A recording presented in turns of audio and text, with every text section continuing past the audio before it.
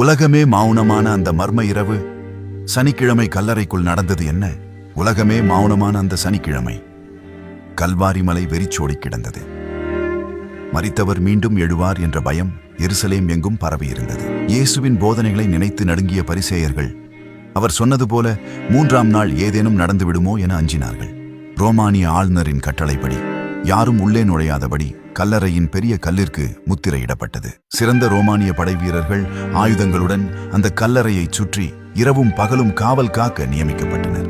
ஆனால் இயேசுவின் சீடர்களோ தங்கள் குருவை இழந்த துக்கத்தில் நம்பிக்கை இழந்தவர்களாய் இருண்ட அறையில் ஒளிந்து கொண்டிருந்தார்கள். அந்த கல்லறைக்குள் நறுமணத் தைலமிட்டு துணிகளால் சுற்றப்பட்ட இயேசுவின் உடல் அமைதியாக கிடந்தது.